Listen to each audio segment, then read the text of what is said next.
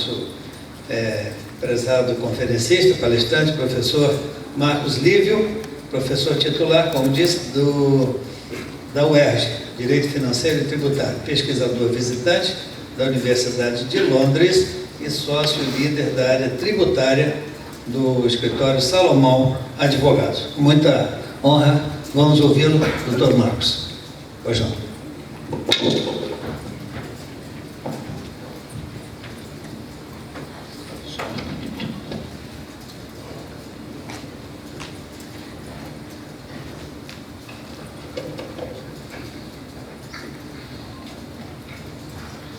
Bom dia a todos. Eu começo fazendo uma pequena referência a Ariano Suassuna. Dentre as várias opiniões e comentários já feitos aqui pelo brilhante painel sobre a reforma tributária, poderia ser um pessimista ou um otimista esperançoso. Seria um otimista esperançoso. Tentarei passar aqui algumas reflexões e um lado muito positivo da reforma tributária. Mas se ao final entenderem que, mesmo sendo um otimista esperançoso, ficou muito complexo, imaginem o que os pessimistas estarão falando sobre a reforma tributária. Então, eu serei bastante otimista aqui, esperançoso, tentando reforçar a linha trazida pelo Dr. Feltrin. Então, primeiramente, eu saúdo o presidente do painel, nosso coordenador, desembargador Fábio Dutra, desembargador Guaraci, em nome de quem eu saúdo toda a diretoria do IMP e dos organizadores desse evento. O Brasil vive hoje uma situação caótica em termos tributários. E qualquer nova alteração do texto constitucional, principalmente uma alteração de 45 páginas, ela vai suscitar dúvidas, medos e receios. Ainda que nós tenhamos em mente que a estrutura é muito ruim e que ela pode melhorar, deglutir 45 páginas de texto constitucional, mais leis complementares e regulamentos, será uma tarefa extremamente árdua para os contribuintes. Falo, lógico, pelo lado dos contribuintes, por quê? Dr. Feltrin, já fui auditor da Receita Federal, já fui auditor do Estado de Minas Gerais, já fiscalizei ICMS, já fui magistrado por 25 anos e hoje sou advogado. A vida do contribuinte é muito dura, nada é fácil, tudo é difícil, tudo é complexo, seja no âmbito administrativo, seja na atuação contábil que se faz. Ou seja, qualquer alteração ela provoca receios e a reforma tributária ela está trazendo aqui muitas alterações e trará muitas perplexidades e reflexões, as quais eu pretendo abordar aqui. Eu vou focar numa parte inicial um pouco genérica, até tentando fazer um contraponto ou alguns comentários sobre o que foi comentado pelo Dr. Feltrin e abordar especificamente o repeto, que é, como já comentado aqui, uma combinação de regimes aduaneiros. Pode avançar o slide, por gentileza. Pode avançar. Então, primeiramente, já foi comentado que a reforma tributária ela faz uma simplificação extremamente positiva. E da fala do Dr. Feltrin, talvez a questão do split payment seja a que mais me chamou a atenção. Nós passaremos a um sistema totalmente eletrônico de pagamento de tributos. Hoje, o contribuinte, numa operação B2B, business to business, contribuinte com contribuinte, ele retém o tributo para depois repassar. Ele controla o fluxo de caixa. A partir do momento da incidência do CBS e da IBS, acabou isso. O tributo vai ser descontado direto na fonte pelo meio de pagamento e vai para o comitê gestor, que vai repassar esse valor não para o próximo estado, se eu estiver falando de uma operação B2B, business to business. Ele vai passar para a operação final, ou seja, aonde se der a compra pelo consumidor final, operação B2C. Essa operação pode passar, essa venda, fornecimento de prestação de serviço, por 5 estados. Se somente no 6º houver uma operação com o consumidor final, é que esse recurso será repassado pelo comitê gestor para o estado e o município de destino. Ou seja, o fluxo de caixa ele não será mais controlado pelo contribuinte. O que significa isso?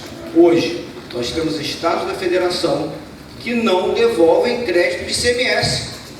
simplesmente não devolvem. 5, 10 anos e ainda decretam a prescrição desses créditos. Se não houver uma devolução, como está na Constituição, uma devolução rápida desses créditos, os contribuintes terão problemas gravíssimos de fluxo de caixa, porque eles dependerão de uma compensação, uma conta gráfica eletrônica durante a operação, que só vai se compensará a cada operação, mas só no final é que esse valor, em tese, será destinado ao Estado e ao município de destino. Ou seja, é uma complexidade bastante grande, desafiadora, e espera-se que o nosso sistema financeiro esteja à altura e desenvolvido a tempo, né? A devolução prevista no texto constitucional e que está no projeto de lei é uma devolução expedita, 60 dias para operações normais e 270 dias para operações atípicas. Se isso acontecer, na prática, será uma revolução. Um outro ponto que me pareceu bastante interessante é a questão da alíquota. Também foi comentado, espera-se, o último estudo é que a alíquota do IBS-CB seja 26,5%. Por uma opção política, legislativa, o Brasil adotou o IVA dual. O que significa isso? Nós teremos o IBS dos estados e municípios, que será gerenciado pelo Comitê Gestor, teremos a CBS, que será gerenciada pela Receita Federal. Muito bem, a combinação dessas alíquotas, no último estudo, ela está na faixa de 26,5%. Eu me permito fazer uma crítica a essa alíquota. O Brasil já começa com uma das maiores alíquotas do mundo. Ela é maior do que todas as alíquotas dos países da OCDE. Salvo engano, a Hungria, ou mais um país, não tem uma alíquota tão alta. Ou seja, ainda que nós tenhamos crédito amplo, a possibilidade de não cumulatividade plena, é provável que com essa alíquota nós tenhamos algum aumento de carga tributária. Para o setor especificamente, teremos aumento de carga tributária. Como já foi comentado aqui, o imposto seletivo, ele incidirá nas operações dos regimes aduaneiros especiais. E essa incidência, ela não poderá ser compensada com o IBS e CBS. É uma incidência monofásica. E isso vai impactar as operações, sem sombra de dúvidas. Ainda que a alíquota prevista pelo seletivo seja pequena, residualmente isso vai incidir em toda a cadeia, e talvez em mais de uma operação. Por exemplo, o seletivo sobre extração de mineral, que vai fabricar a chapa do navio, entre outras operações, nós teremos alguma incidência em cascata, com um acúmulo de carga tributária indesejado, mas definido pela política legislativa, ao qual foram feitas todas as críticas possíveis durante a fase de tramitação do projeto de lei. Avançando um pouco mais, esse desafio está longe? Não, está muito próximo. A partir de 2026, nós já teremos a implantação de uma alíquota teste de 1%, IBS-CBS, 0,9% CBS e 0,1% IBS. E a partir de 2027 já teremos a incidência do imposto seletivo. Ou seja, temos um ano para estarmos preparados para toda essa operação, na incidência de 2 regimes ao mesmo tempo. O regime atual do ICMS e o regime novo do IBS e da CBS. Ou seja, será um baita desafio, porque essa transição vai durar 7 anos, até 2032. E até lá nós teremos a incidência de 2 regimes e o repetro vai até 2040. Ou seja, nós temos a incidência de 2 regimes durante um prazo de transição e depois um prazo para o qual estão previstos a incidência do repetro. Conforme já foi comentado pelo Dr. Feltrin, o grande benefício que traz o PLP 68, a reforma tributária está sendo regulamentada por 2 projetos de leis principais, o 68 e o 108, em tramitação hoje no Senado Federal. Houve uma arrumação dos regimes aduaneiros especiais.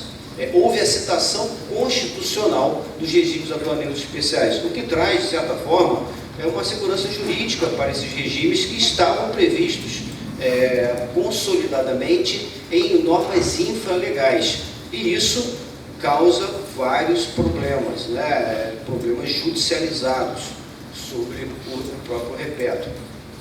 E essa questão, ela foi agruparam esses regimes em 4 grandes regimes, sendo o Repetro um deles.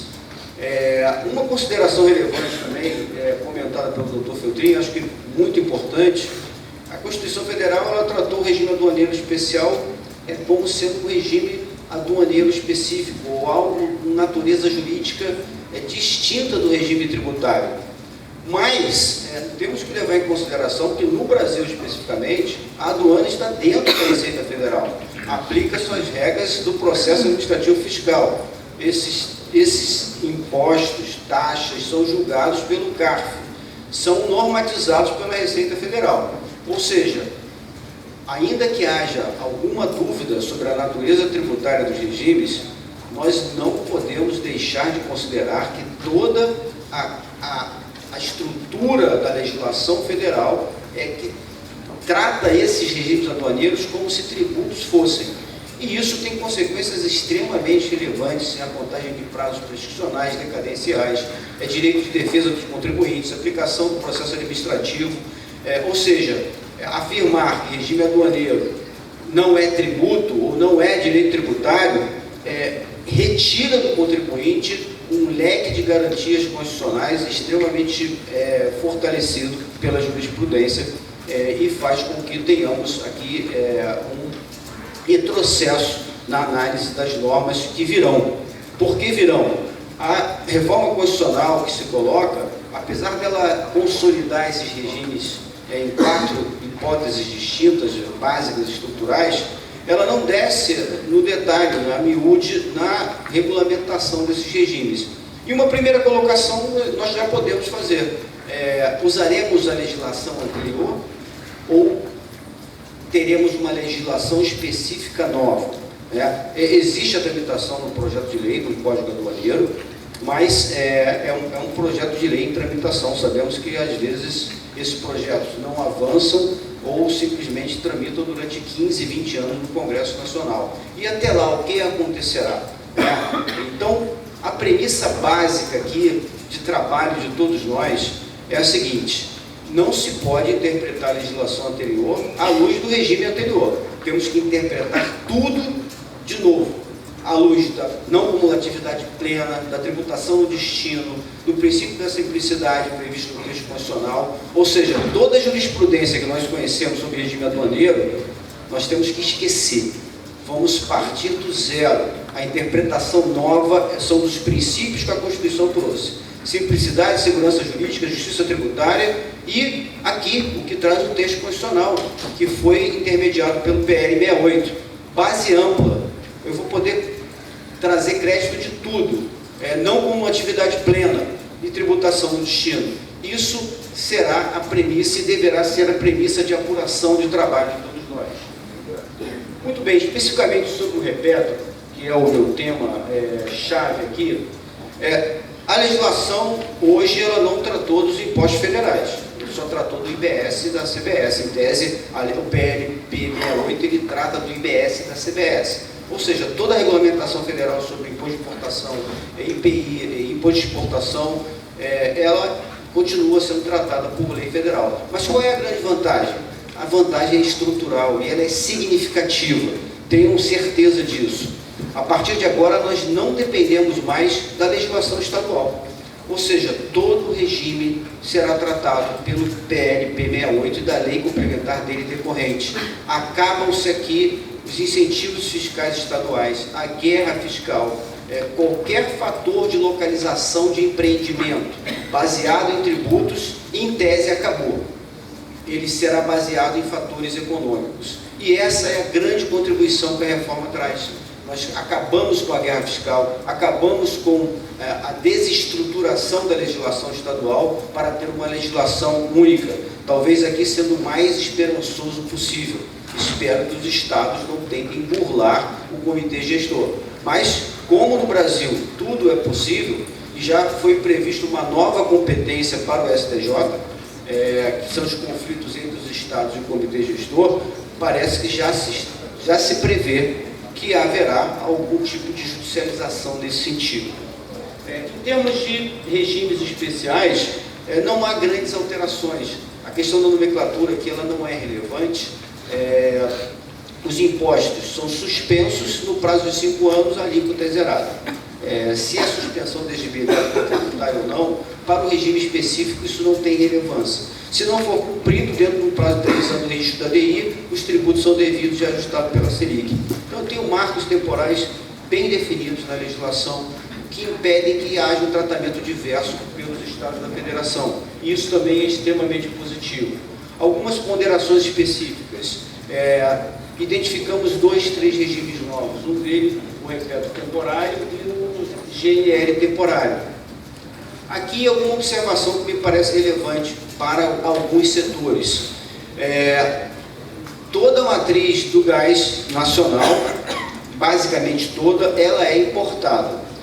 O repetro é um regime de exploração econômica. Não faz muito sentido um GNL temporário de gás para gás, né? Se o gás não está dentro dessa matriz, como uma matriz energética, ou seja, a legislação ela precisa de adaptações para incorporar esse novo regime no repetro, porque o nosso gás, na sua maioria, é importado. E o repetro não foi pensado para isso, ou seja, existe aqui uma necessidade de harmonização, existirá, sob pena de nós termos alguns conflitos. Especificamente sobre as operações, eu acho que nós podemos passar aqui, todos os senhores têm pleno conhecimento de como isso se dá, mas algumas reflexões finais me parecem extremamente relevantes. A primeira não está aqui, eu aproveitando ainda o comentário feito pelo Dr. Feltrin. O Brasil adotou um IVA dual, IBS e CBS. Isso é ruim? É muito ruim. Por quê? Nós temos a Receita Federal, vai legislar sobre o CBS, e o Comitê Gestor vai legislar sobre o IBS. A Receita Federal vai responder consultas do IBS, o Comitê Gestor vai responder consultas do IBS. O julgamento administrativo, o Comitê Gestor terá um tribunal administrativo próprio. A Receita Federal tem o CARF, ou seja, temos 2 órgãos de julgamentos distintos. Existem alguns atalhos para minimizar esses problemas, que é um dever de harmonização da interpretação. Diz o texto da lei, esses entes envidarão esforços para harmonizar a legislação do IBS e da CBS. Como o contribuinte do Brasil já deixou de acreditar há muito tempo em esforços envidados, isso é uma preocupação. Nos parece que o texto deveria ser, a opção política deveria ser pela centralização de um IVA único. E os reflexos são piores e mais preocupantes. Por quê? A Justiça Estadual vai julgar o IBS, a Justiça Federal vai julgar a CBS. Ou seja, até que isso chegue no repetitivo no STJ, nós teremos aí um prazo de 10, 15 anos, ou uma repercussão geral, até que a matéria seja decidida com visões administrativas distintas, de órgãos de julgamento distintas, e depois um contencioso completamente distinto. E isso espalhado por 27 estados da federação no que tange o IBS e 6 TRFs no que tange o CBS. Isso é extremamente preocupante. Existe uma proposta de emenda constitucional do governo no sentido de levar essa competência toda para a Justiça Federal.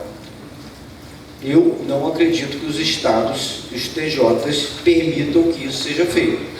Mas são caminhos que precisam ser pensados antes que tenhamos um novo contencioso gigantesco que envolva IBS e CBS. Algumas considerações importantes para concluir aqui a minha fala. A partir de agora, conforme comentou, por conta do split payments, o contribuinte será capaz de estimar a sua carga tributária de imediato e saberá quanto ele estará pagando, exceto o seletivo, que vai ter algum resíduo na cadeia. A cadeia ela vai ficar limpa da tributação cumulativa em relação, não cumulativa, em relação ao IBS e CBS. Isso pode aumentar a competitividade, ou seja, a localização do empreendimento em termos econômicos, ela vai passar a ser muito mais relevante do que a busca do benefício fiscal por estruturas, por estados que não têm infraestrutura para óleo e gás. Isso é excelente para o estado do Rio de Janeiro. Benefícios de ICMS são mantidos até 2032. E depois, o que acontecerá? Uma compensação de 240 meses do resquício do ICMS, o que é muito negativo. Manutenção dos regimes aduaneiros especiais, já comentei. Simplificação dos regimes e incentivo à exportação de produtos de maior valor.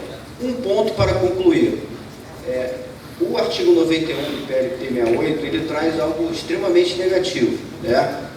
Em tese, o repetro não se aplica para as operações, para as embarcações de operação offshore. Se essas embarcações fazem parte do ciclo produtivo de petróleo, não faz nenhum sentido que elas sejam excluídas do repetro permanente. Ou seja, a aquisição dessas embarcações, em tese, não estarão acobertadas pelo IBS, pelo repetro. Isso tem um significado extremamente relevante, carga tributária de 26,5%, aumento de custo. E, por fim, haverá alguma necessidade de harmonização da legislação federal e estadual. Concluindo, o PLP, tendo trazido os regimes aduaneiros especiais, provocará inevitavelmente que a legislação federal seja integrada à legislação do IBS no que tange aos regimes aduaneiros especiais.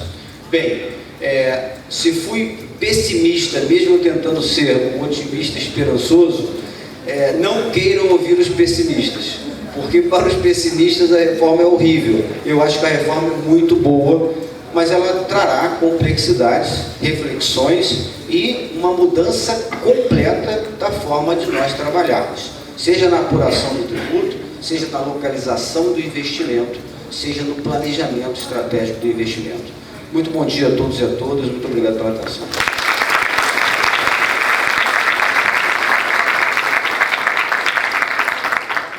Obrigado, Dr. Marcos. Eu acho que eu estou alinhado com os pessimistas.